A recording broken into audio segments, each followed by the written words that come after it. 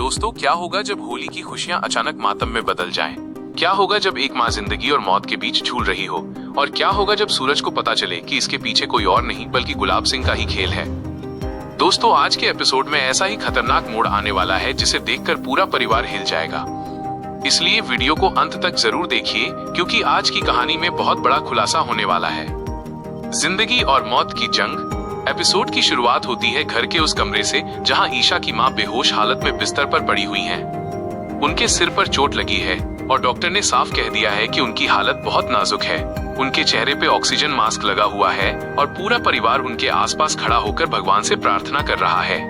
ईशा अपनी मां को इस हालत में देखकर पूरी तरह टूट जाती है। उसकी आंखों से लगातार आंसू बह रहे होते हैं।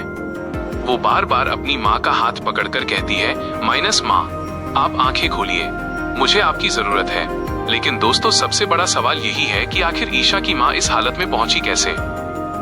होली के जश्न में छिपा खतरा। उधर दूसरी तरफ होली का माहौल दिखाई देता है।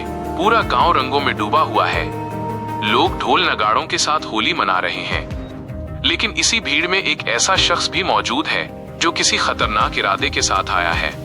वो शख्स कोई और नहीं बल्कि सूरज होता है। सूरज पूरे शरीर पर रंग लगाए और चेहरे पर चश्मा लगाकर भीड़ में खड़ा होता है। उसे शक हो चुका है कि ईशा की मां पर जो हमला हुआ है उसके पीछे गुलाब सिंह का ही हाथ है। सूरज चुपचाप हवेली के आसपास नजर रख रहा होता है। उधर हवेली के अंदर गुलाब सिंह भी काफी घबराया हुआ नजर आता है। उसे डर है कि कहीं उसकी साजिश का सच सामने न आ जाए, इसलिए वो बार बार अपने आदमियों को आदेश देता है कि कोई भी बाहरी आदमी हवेली के अंदर न आए। लेकिन गुलाब सिंह को नहीं पता कि सूरज पहले ही उसके खेल को समझ चुका है। एक भावुक मोड़ और बड़ा सुराग। दूसरी तरफ घर में सभी लोग ईशा की मां के पास खड़े हैं। तभी एक और भावुक सीन दिखाई देता है। ईशा अपनी मां के माथे पर हल्का सा गुलाल लगाती है और कहती है, मां, आज होली है, उठिए ना, देखिए सब आपका इंतजार कर रहे हैं। उसी समय डॉक्टर कमरे में आते हैं और कहते हैं कि अगर मरीज को जल्दी होश नहीं आया तो हालत और ज्यादा खराब हो सकती है। ये सुनते ही ईशा और ज्यादा डर जाती है। तभी बाहर सूरज को एक बहुत बड़ा सुराग मिल जाता है। उसे पता चलता है कि जिस आदमी ने ईशा की मां पर हमला किया था वो गुलाब सिंह का ही आदमी है। अब सूरज का गुस्सा 7वें आसमान पर पहुंच जाता है। सूरज और गुलाब सिंह का आमना सामना।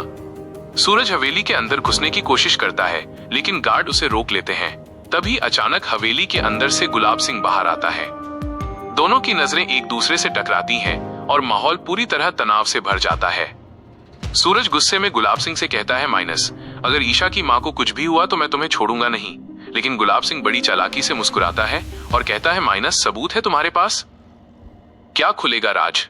उधर घर में अचानक एक और बड़ा ट्विस्ट आता है। ईशा की मां की उंगलियां हल्की हल्की हिलने लगती हैं। ऐसा लगता है जैसे उन्हें होश आने वाला हो।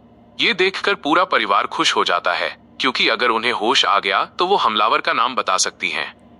लेकिन दोस्तों, असली खतरा अभी भी टला नहीं है, क्योंकि गुलाब सिंह को भी इस बात का अंदाजा हो चुका है कि अगर ईशा की मां को होश आ गया तो उसका पूरा खेल खत्म हो जाएगा। अब सबसे बड़ा सवाल यही है, क्या ईशा की मां को होश आ जाएगा? क्या वो हमलावर का नाम बता पाएंगी? और क्या सूरज गुलाब सिंह की साजिश को सबके सामने ला पाएगा? दोस्तों, आप क्या सोचते हैं? क्या इस बार गुलाब सिंह पकड़ा जाएगा या फिर बच जाएगा? कमेंट में जरूर बताइए। और ऐसे ही लेटेस्ट टीवी सीरियल अपडेट के लिए चैनल को सब्सक्राइब जरूर